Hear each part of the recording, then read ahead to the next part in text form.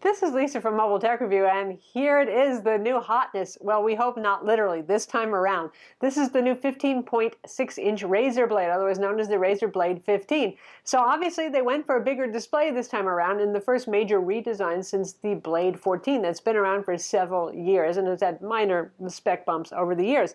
They said they went to the bigger display. Obviously it's a popular mainstream size, but also because that gives them a greater selection of display panels on the market. 14-inch, there aren't so many.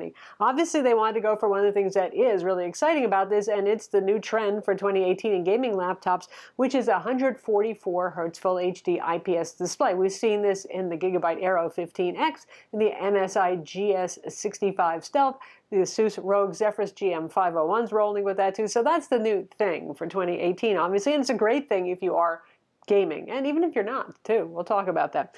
Anyway, another new improvement inside is the cooling, vapor chamber cooling, and it does make a difference. We'll talk a lot about cooling when it comes to this. And also now the RAM is no longer soldered on the motherboard. It has 2 RAM slots, so you can upgrade it. You get up to 32 gigs. Before we were stuck at 16. So that's a lot of good stuff here for your premium thin and light pro apps / gaming laptop on the go.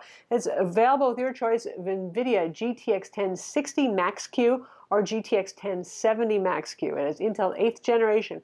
6-core CPU inside. That's the Core i7-8750H that we're seeing in every gaming thin and light laptop right now. That's 45 watts, full power here. We're going to look at it now. The 15-inch blade starts at $18.99. That gives you the 60 Hz display, not the 144 Hz display. The NVIDIA GTX 1060 Max-Q, of course, all of them have the same Core i7-8750H CPU. And they all have 16 gigs of RAM. Now, if you want to get something a little higher end, like what we have, the GTX 1070 with the 144 Hz Full HD display, 16 gigs of RAM, and a 512 gig SSD, that's going to hit $25.99. These are all PCIe NVMe fast SSDs inside. Ours happens to be a Samsung PM961. There is one SSD slot here. A lot of the competitors now, like the Aero 15X and the MSI GS65, have 2 M.2 slots. Oh well, ouch. In terms of weight, it fits right in with the other thin and lights, and it is remarkable how light they are getting, and how thin too. It's 4.5 pounds, which is 2.07 kilograms, so that's a little heavier than the MSI GS65, and about the same as the Aero 15X, and considerably lighter than the Asus ROG Zephyrus GM501, which is the physical heavyweight among these, weighing about 5.5 pounds. It's pretty thin. It's about 0.68 inches, which is 17.3 millimeters. Now, it's a little, that's for the GTX 1070 model, and it's ever so slightly thinner, like a 0.5 millimeter, and ever so slightly, a couple of grams lighter if you go with the GTX 1060. It's surprising that they wouldn't use the exact same casing like most manufacturers do. I mean, this costs them more money. I suspect it's just the bottom lid, the cover on the bottom, that's actually different, because I noticed inside it's handwritten on there that it's a 1070 lid. It's probably a little bit deeper, is my guess. Oh, happy day. Razer has fixed the whiny fan, too. That 14-inch blade was a whiner, and it was really loud. This one is still going to be loud when you're gaming, because it's a gaming laptop, duh. But no more whine. It's not annoying. It's not grating. The only way you can make it kind of annoying is by putting on a manual fan setting and maxing the fan out completely, but probably you don't want to do that anyway. So the no bezel look with barely there bezels is obviously a thing now that's here to stay, and certainly the displays look nice with very skinny bezels. So Razer has updated theirs to have the same skinny bezels, particularly on the sides. The top is pretty small too, but they left just enough room, thank God, to put the webcam there. It's your average 720p 1 megapixel webcam, but at least it's up top. It's not a chin cam. People will not be counting your nose hairs when you're on a Skype call. Good times that. The bottom chin is fairly large, and we're seeing that with competitors too. The reason for that is, if you're wondering, is they need a certain amount of footprint for the machine to fit all the internals. So the display half has to match the bottom half in size. And speaking of the depth though, the Razer Blade is supposed to be the smallest 15-inch thin and light gaming laptop right now, and it is by a small margin. The width crossways is just about the same as the others. It's the depth that's particularly shorter on this. For those of you who want to take this to work and look all chill and stealth, well, it is a pretty mature looking laptop, shall we say. It is supremely classy. It has that black MacBook Pro kind of look, but they've updated the design. Yes, when you open it up and you see particularly those speaker grills flanking the keyboard, you're going to say, oh, it reminds me of the MacBook Pro. But for the rest of it, the edges are a lot more angular, which seems to be the popular look. MSI GS65 does the same thing now too. Curves and complex looks gone. Simple angular boxes are in. So anyway, it looks like a very expensive piece. It's a unibody aluminum design. It is. It's the best build. What you're paying for here is the boutique build among all the competitors, and you're going to be paying like $200 more for that too. But beyond that, if you take it to work, it still has that green, fluorescent green Razer logo on the lid. It will always be green. You can skin it if you want. Happily, though, it is backlit, but you can disable that if you really don't want it to stand out. There's actually 3 options: on, off, or breathing. You have a breathing snake. We've got a specs recap on screen, so you can see all the standard specs here. We'll talk about a couple more things. In terms of ports, it's missing something that some of its competitors have. Well, they all have Ethernet ports. This does not have an Ethernet port. I personally haven't used an Ethernet port in I don't know how long. I don't know about you. So I'm okay with that. There's no SD card slot. That's too bad. Some of the competitors don't have it either. The Aero would be the one that does have it. Now for ports, the rest of them, it's good news. You've got 3 USB 3.1 ports, the Type A traditional port. You have, of course, because these folks make the Razer Core, Thunderbolt 3 and its full 4-lane PCIe. And you've got HDMI 2.0B, so you got the latest in HDMI there, and you've also got DisplayPort, mini DisplayPort, that is 1.4, and a headphone jack. In terms of SSD, again, like I said, one M.2 slot, and the max that they're selling it with right now is a 512 gig SSD. You can upgrade it yourself. That's actually not very hard at all. You unscrew the bottom, we'll get into that later, and put in drives up to 2 terabytes. It's interesting, I don't know why they're not offering the higher capacity from the factory, nor are they offering 32 gigs from the factory. You'd have to upgrade that yourself. That RAM is dual channel. It comes with 2 8 gig DDR4 modules. 2666 megahertz, and it's actually clocked at that. With some of the other gaming laptops that we've looked at recently in this space, they're actually running at 2400 megahertz, so it's nice it's running faster. But it also means now RAM is expensive, unfortunately, so if you want to upgrade, you're going to have to throw away both of those 8 gig modules and put in 2 16s for a max of 32 if you want to keep that dual channel thing going. It has NVIDIA Optimus, which means switchable graphics. That's a good thing for something like this. This is meant to be a portable, on-the-go laptop. For those of you who are probably going to be using it for productivity work too, of any and all kinds. So battery life is at a premium here, so that's why they have Optimus. So it can switch to use Intel HD graphics, or it can switch to the GPU when necessary, if you're using Premiere or Blender or something like that.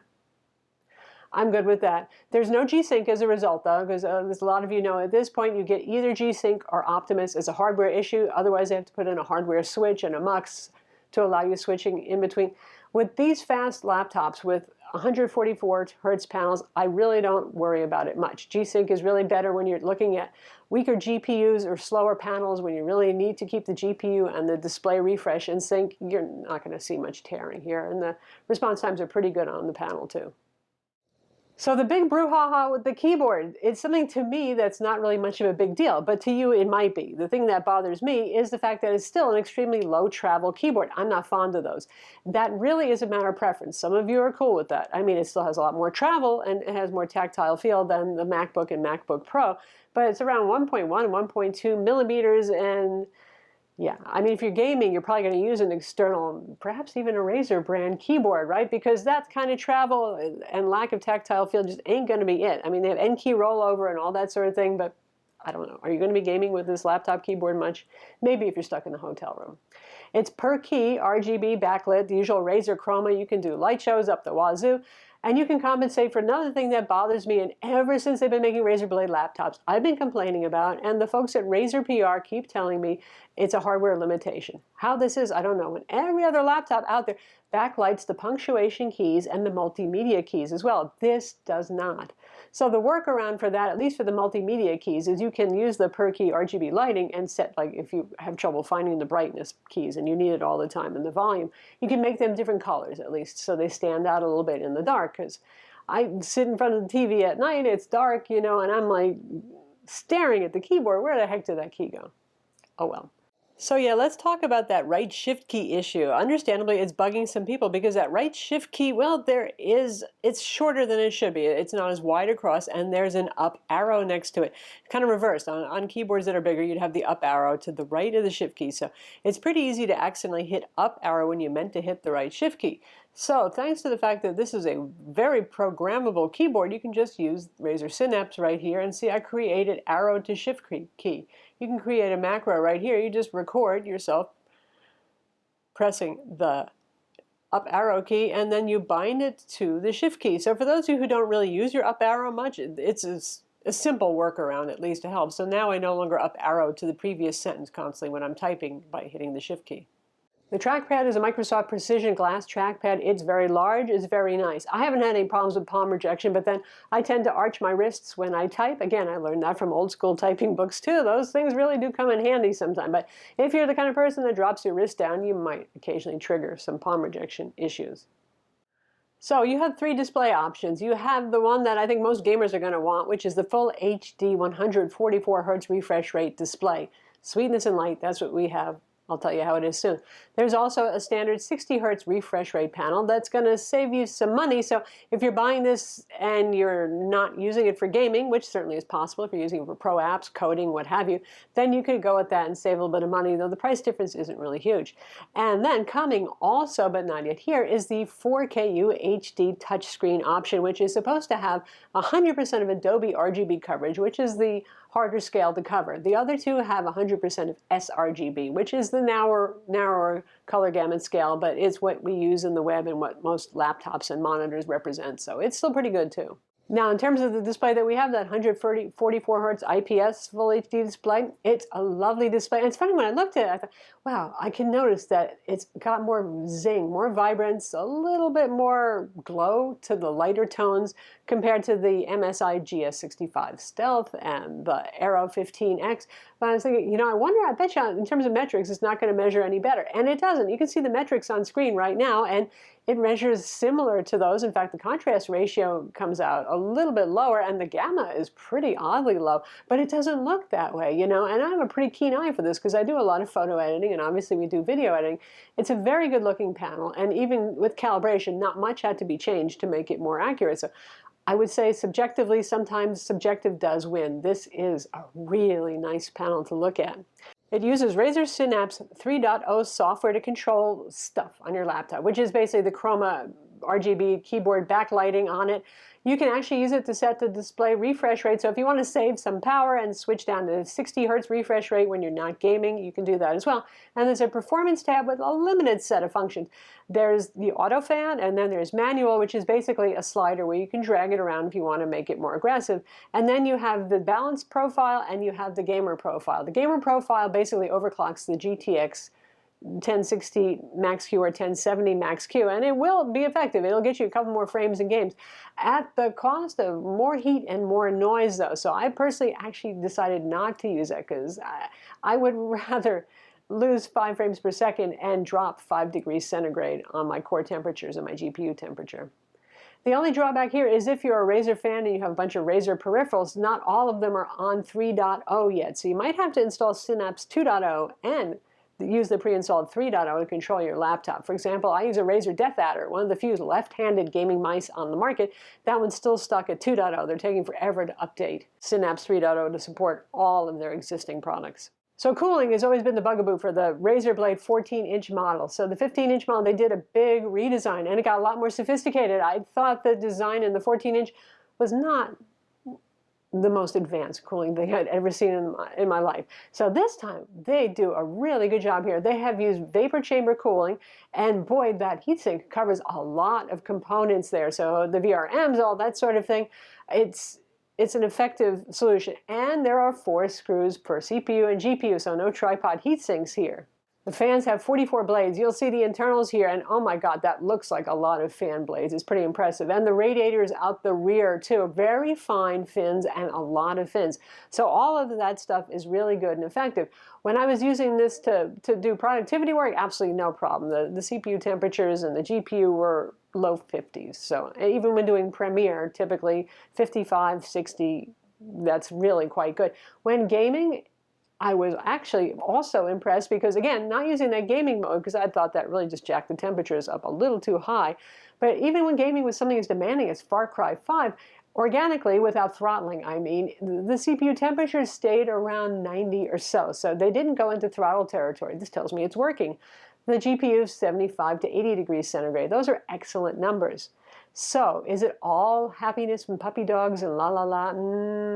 The one thing that really concerns me is, now this is only when it's gaming. If you're just doing productivity work, even if you're using Blender, it's not going to be so bad. But the wrist rest area gets warm, and that's unusual because the battery is down there and pretty much nothing else. The battery area shouldn't get warm. But this will get warm. That tells me that there's not a lot of circulation to the bottom end of the laptop. Up top where the CPU and the GPU are, it's great. The SSD is towards the bottom. It's above the battery, and the temperatures on that got quite hot. I saw that going up to 70, which is at the point where the SSD is going to throttle to protect itself and slow down some. And there's not much room to put heatsink on that SSD, but I might try playing with that, and I probably will, in fact.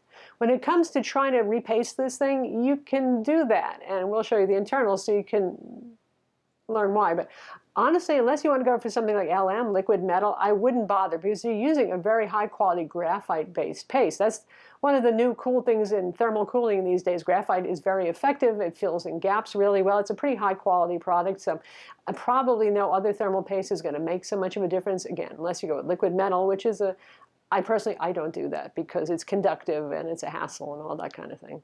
The other drawback is it's pretty clear, even though they talk about their black painted heatsink, like every other heatsink in the world, pretty much, to stop it from conducting heat to the chassis, yes, it does. It pretty much just about makes contact with the chassis, and it's pretty clear the chassis is functioning as a heat spreader.